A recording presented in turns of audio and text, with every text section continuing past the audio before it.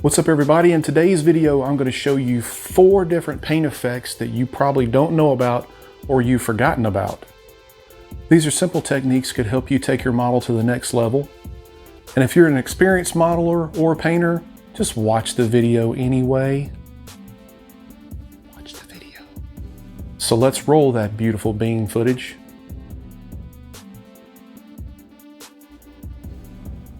So now I got the gun painted a metallic color, silver. You could paint it whatever you want as long as it's a gloss color.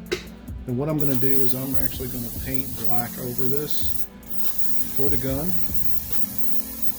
You want to cover it all the way.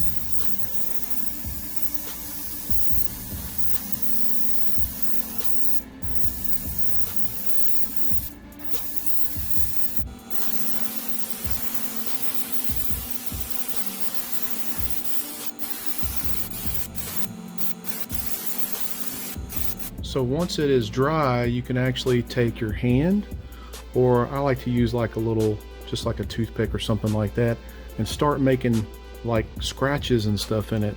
Like for example, you just take and rub your hand across it, and it actually takes some of that off of there and gives you that weathered look. Or you could take this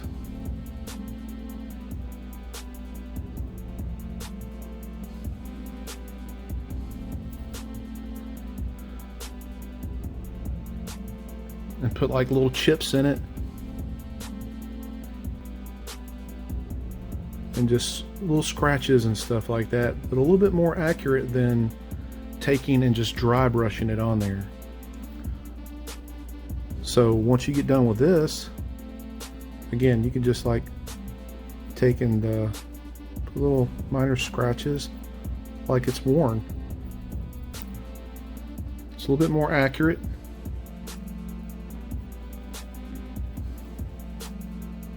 And it does a cool effect. So like that. You can do your whole gun that way. You can do just different types of metal. You can just go back and, like I said, just put little scratches in it, rub the paint off, and it looks like it's a worn gun. Once you're done with that, seal it, and you're good to go. Alright, so this method here, this effect, we're going to do a little splatter here, but we're going to do a little different.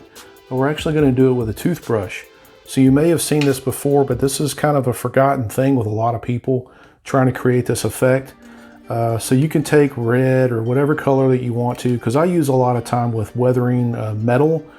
So I'll use like a lot of for rust effects or whatever. But I'll take the red here and thin it out a little bit, or you can just do it just straight out of the bottle. It doesn't matter. But I'm gonna, for the sake of this, I'm going to go ahead and just thin it out a little bit.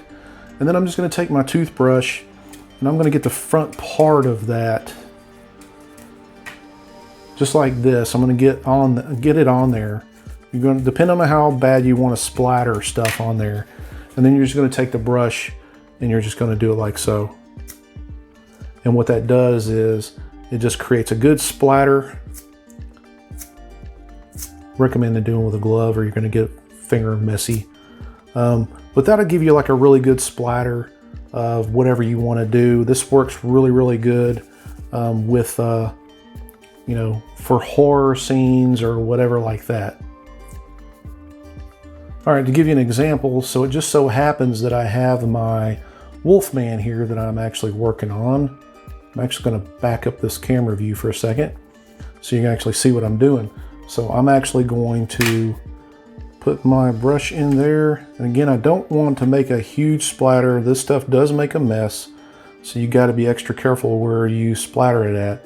And I'm just going to hold on to the brush like so and just flick it on there. And so therefore I got a nice good splatter going on. Just like that. And now my Wolfman's pretty bloody. But this works pretty good for that kind of effect. A lot of people don't use it. A lot of people will just take and paint it on there. You can also take the end of a toothbrush and kind of splatter it on there a little bit if you choose to. And that's another effect down the drain.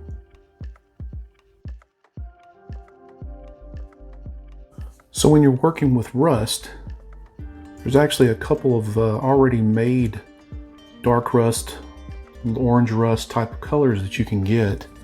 However, I like to use my own mixtures, and then I kind of use just an orange base, and then I use this orange brown right here from Vallejo, and I'll also use this burnt red right here to use as a base. So on this right here, we're going to practice a little bit on this. I'll show you. And what you're going to do is have one of these sponges handy. These things are really good. You can pretty much pick them up anywhere. At a hobby shop, Walmart even carries them. But these are really good to have on hand. So what I'm going to do is I'm going to take this burnt red here, and I'm actually going to put a little bit of this onto my sponge. And I'm going to blot it out a little bit on some paper towel. And then I'm just kind of stipple at random places here and there on there to get a kind of a dark base. Okay.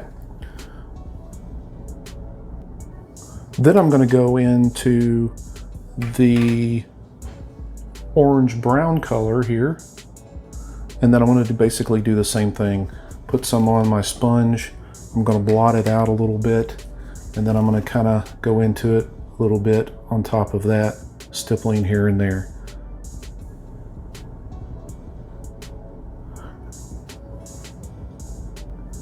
Then the next thing you can do one of two things. You could take that toothbrush, what I showed you on the splatter, and you can use it on your lighter color, or in this case, I'm just going to use this sponge here again, and I'm going to go into it with my orange. Again, blot it out, and then I'm going to kind of put a little bit of that at random onto the model. And there you kind of created a rust effect, if you will.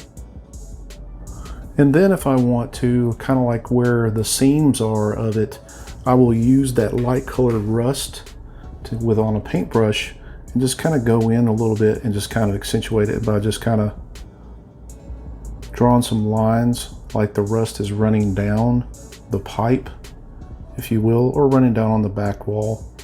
But you can do that with your dark colored rust, your light colored rust, but rust tends to build up and run, so I kind of put a little bit of that onto the bricks, kind of make it a little bit more of an effect on there, a little bit better effect on there. And then you can kind of dab a little bit where you want to or whatever, and then seal it, and you've got a rust effect.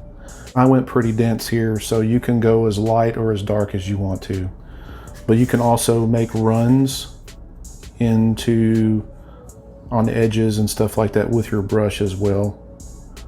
But it's just another neat little effect that you can use when you want to make a metal part rusty.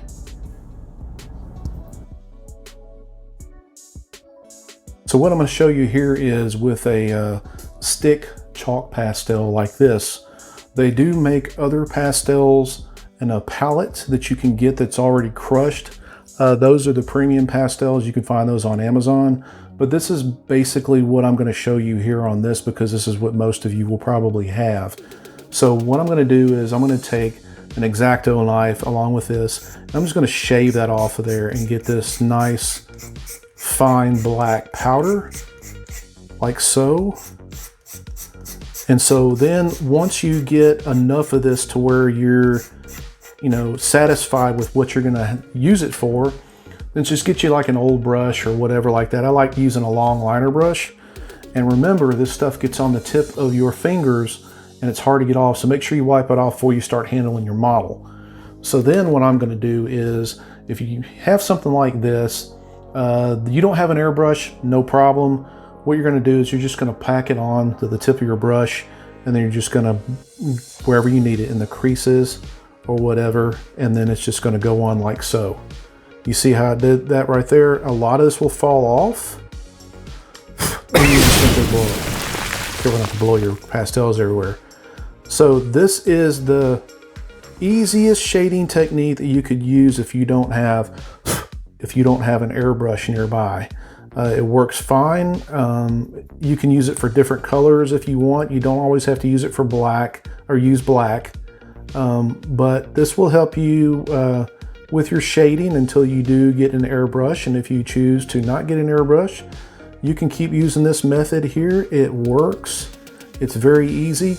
And you can get a pack of pastels for just a few dollars. They're not very expensive at all. So just like this, you can create a nice effect anywhere that you're needing to do some sort of shading. You see how that kind of, in the folds and creases, it works just really just as good. I mean, it's not bad at all. And this stuff will work great for a 5 o'clock shadow if you want to put it on a custom head sculpt or whatever. I did make a video out for that that shows you how to do that, but it's just like this right here. You're just putting it on an area and then you're just kind of blowing it off. Make sure you do not like touch it or anything like that while you're working on it, because it will smear. And then once you're satisfied with it, where the shading is complete, make sure you just seal it and you're all good. Well, thanks for watching, everybody. I hope you got something out of that. If you're an experienced modeler, hopefully this is a refresher for you. And if you are new to painting and new to modeling, I hope you did get something out of this. Well, if you like these videos and you like seeing content like this, make sure you like and subscribe to the channel. If you want to go one step further in supporting the channel, consider my Patreon. There is a link in the description below. And if you're not down with that, I got 2 words for you. Wait, sorry about that. I got a little carried away. Anyway, guys, until the next video, enjoy yourself, be safe, and see ya.